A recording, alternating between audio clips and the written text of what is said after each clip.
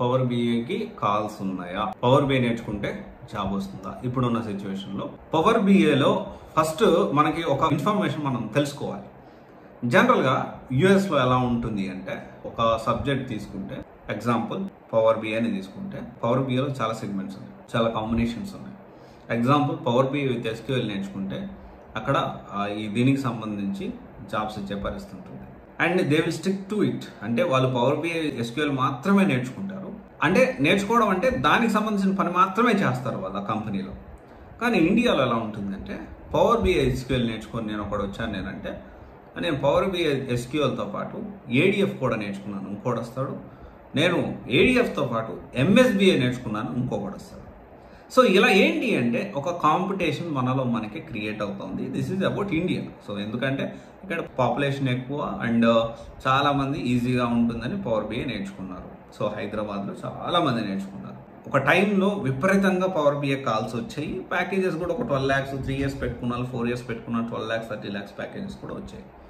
So ఇప్పుడున్న సిచ్యువేషన్లో నేను లాస్ట్ 2 years నుంచి మాట్లాడితే, మధ్యలో 1-2 సార్లు, 1 నెల 2 నెలలు మాత్రం విపరీతంగా వీటి మీద కాల్స్ వచ్చాయి. బట్ లేటర్ ఆన్ మళ్ళీ ఈ కాల్స్ అనేవి అంతగా లేదు.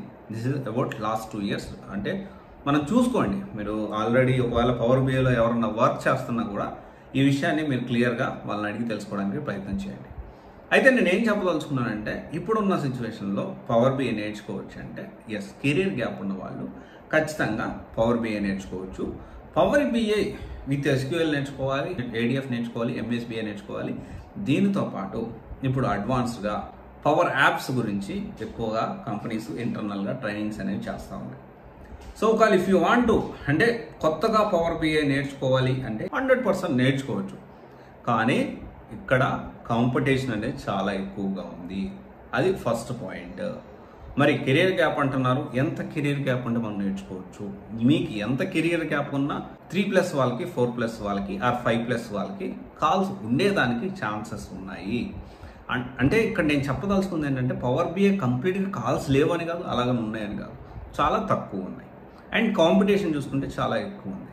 మీరు నేర్చుకోవాలి అంటే అన్ని కాంబినేషన్లో నేర్చుకోవాలి. తర్వాత పవర్ యాప్స్ నేర్చుకోవాల్సిన అవసరం ఎంతైనా ఉంది. అండ్ ఇంకోటి వచ్చేసి ఏంటి అంటే, పవర్ బిఐ నేర్చుకోవడానికి ఈజీగానే ఉంటుంది, కానీ వర్క్ విషయానికి వచ్చేసరికి కొంచెం ఏంటి అంటే అనలిటికల్ స్కిల్స్ కానీ, లేకపోతే క్రిటికల్ థింకింగ్ కానీ అన్ని ఇవి చాలా అవసరం. అంటే ఒక బిజినెస్ని అండర్స్టాండ్ చేసుకుని, అర్థం చేసుకునే ఆ క్యాపబిలిటీ అనేది చాలా ఉంటుంది. ఆ లైన్ ఆఫ్ బిజినెస్ని అండర్స్టాండ్ చేసుకోగలిగితేనే వీటిల్లో మనము గెటిన్ అయ్యేదానికి ఛాన్స్ ఉంది. అండ్ పవర్ బిఐ బాగా నేర్చుకొని నేను తర్వాత ఫర్దర్గా దీంట్లో వర్క్ చేస్తూ నేను డేటా సైన్స్కి మూవ్ అవ్వచ్చు అంటే ఖచ్చితంగా మూవ్ అవ్వచ్చు. అండ్ పవర్ బిఐలో కోడింగ్ తక్కువ ఉందని నేర్చుకున్నా ఫర్దర్గా మనం గ్రో అవ్వాలి, ముందుకు వెళ్ళాలి, డేటా సైన్స్ మూవ్ అవ్వాలి అంటే ఖచ్చితంగా కోడింగ్ సైడ్ మనం ప్లాన్ చేసుకోవాల్సిన అవసరం ఎంతైనా ఉంది. ఇక్కడ ఏంటి అంటే లేవు ఇన్ ద సెన్స్, దాని ఉద్దేశం ఏంటి అంటే కంప్లీట్గా లేవని కాదు. సో కంపల్సరీ ప్రతి ఒక్క టెక్నాలజీకి ఎన్నో కానీ కాల్స్ ఉంటాయి, ఖచ్చితంగా ఉంటాయి. ఎందుకంటే డెవాప్స్ చూసుకుంటే ఇప్పుడు వద్దు, కొన్ని లాగమని చెప్పాను.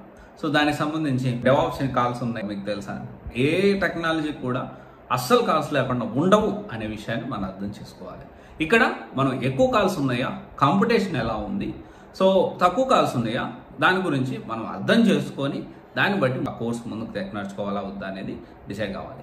అండ్ ఆల్రెడీ పవర్ బిఐ నేర్చుకున్న వాళ్ళు పవర్ యాప్స్కి అప్డేట్ కాండి, ఆర్ఎల్స్ మ్యాక్సిమం నేను డెవాప్స్లో అయితే మీరు వెయిట్ చేయండి, అప్డేట్ అవ్వండి అని చెప్పారు. బట్ పవర్ బిఐకి మాత్రం అలా చెప్పట్లేదు. సో ఒకటి అప్డేట్ అవ్వండి, లేదు అంటే కొంచెం త్వరగా మీరు జాబ్లోకి వెళ్ళాలి, కెరీర్ స్టార్ట్ చేయాలి అనుకుంటే వేరే టెక్నాలజీ ఏదైనా స్విచ్ అవ్వడం అనేది కొంచెం మీరు ఆలోచించి దాని గురించి డెసిషన్ తీసుకోండి. డెఫినెట్లీ కొంచెం కష్టమే, బాగా కష్టపడి పవర్ బిఐ నేర్చుకొని ప్రాక్టీస్ చేసి చాలా మంత్స్ టైము దాని మీద ఇన్వెస్ట్ చేసి ఇప్పుడు మీరు మళ్ళీ టెక్నాలజీ మార్చుకోండి అంటున్నారు. ఇది ఎంతవరకు కరెక్ట్ అంటే, బట్ కొన్ని నిర్ణయాలు కఠినమైనా కానీ తీసుకుంటేనే మన లైఫ్లో కెరీర్లో ముందుకెళ్తాం అన్న విషయాన్ని మీరు మర్చిపోవద్దు. సో పవర్ బిఐ బాగా నేర్చుకున్న వాళ్ళు ఇక మీకు మారడం ఇష్టం లేకపోతే మాత్రమే కంటిన్యూ అవ్వండి.